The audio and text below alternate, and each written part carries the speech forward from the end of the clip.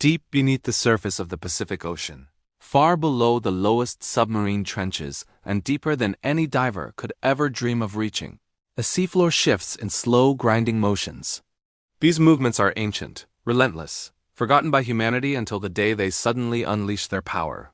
For centuries, pressure has been accumulating along the western edge of the Pacific Plate, a boundary stretching thousands of kilometers from Japan to the Philippines.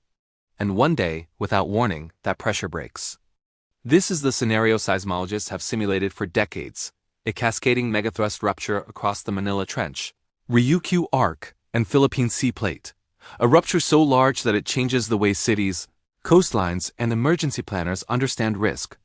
It begins not with a violent jolt, but with a deep, unsettling groan of the earth. A soundless shift only machines can detect. At 2:11 a.m., local time, seismographs across Taiwan, Japan, and Luzon detect an anomaly. A slow slip, a deep tremor phenomenon that often precedes major quakes but sometimes leads nowhere. The motion is subtle but widespread, stretching over a zone more than 400 kilometers long. Instruments record it. Scientists note it. But the world, asleep in the quiet hours before dawn, remains unaware. Then, at 2:14 a.m., the first violent rupture occurs. Far off the coast of Luzon, a section of the Manila Trench fractures with explosive force. The rupture leaps northward, tearing open a segment of fault that has been locked for more than 4 centuries. The seafloor thrusts upward, displacing an unimaginable volume of water in less than 10 seconds.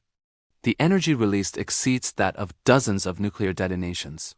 Before seismic centers even finish analyzing the first rupture, a second fracture begins. This one larger, faster, deadlier. The rupture accelerates north along the trench, expanding into a megathrust event no region is prepared to face. The earth groans under the shifting plates as kilometers of crust buckle, fold, and rise. A magnitude 9.1 quake ripples outward, one of the strongest ever recorded in the Pacific.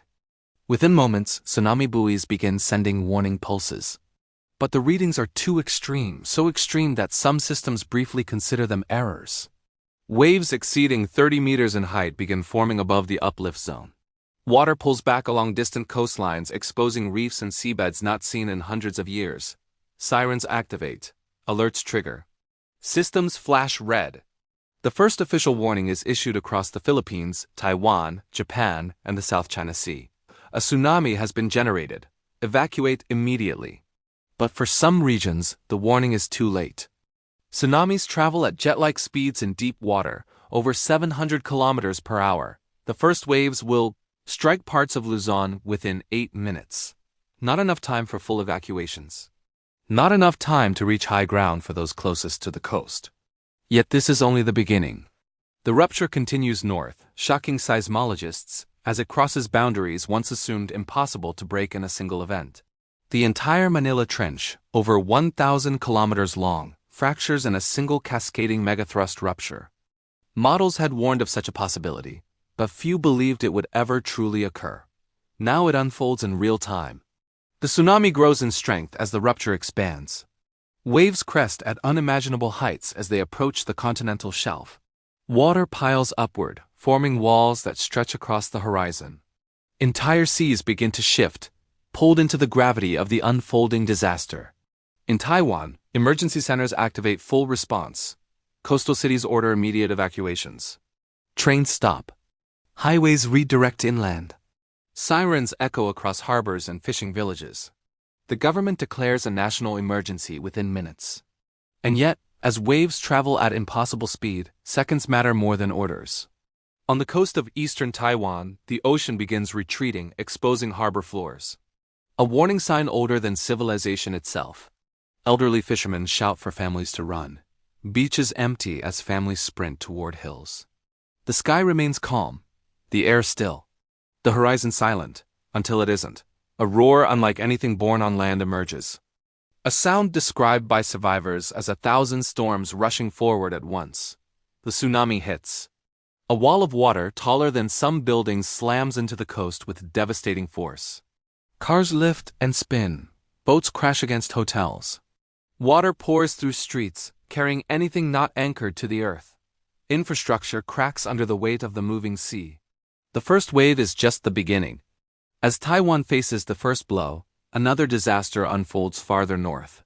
The rupture continues toward the Ryukyu Trench, threatening Japan's southern islands. Here, the bathymetry, the shape of the seafloor, amplifies tsunami height. Narrow channels funnel water into towering walls. Within minutes, the Japanese Meteorological Agency issues the highest level alert possible. Lines of text flash across television screens. A tsunami of unprecedented scale is expected. Evacuate immediately to the highest possible ground. In Okinawa, alarms wake sleeping residents. Military bases activate emergency procedures. Airports shut down. Vehicles flood the streets, forming chaotic lines as families abandon cars and run toward elevated terrain.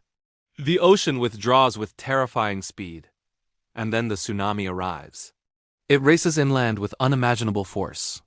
Entire city blocks become rivers. Roads vanish beneath white, churning water. Ships are hurled onto rooftops. Fishing ports disappear in seconds. But the disaster is still expanding. As the rupture reaches the northern end of the trench, seismic waves ripple across Taiwan again, triggering secondary quakes. Buildings sway violently, glass shatters. Infrastructure creaks. Aftershocks measuring between magnitude 7.0 and 7.7 strike within minutes. For emergency teams already overwhelmed by the tsunami, the shaking adds a new layer of chaos. Meanwhile, the tsunami continues its unstoppable march across the Pacific.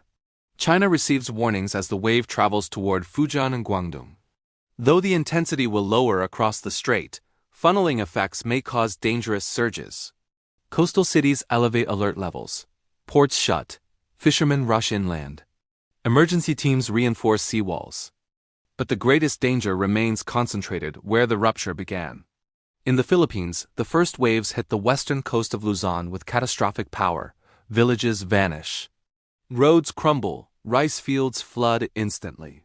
The surge pushes kilometers inland, submerging entire communities.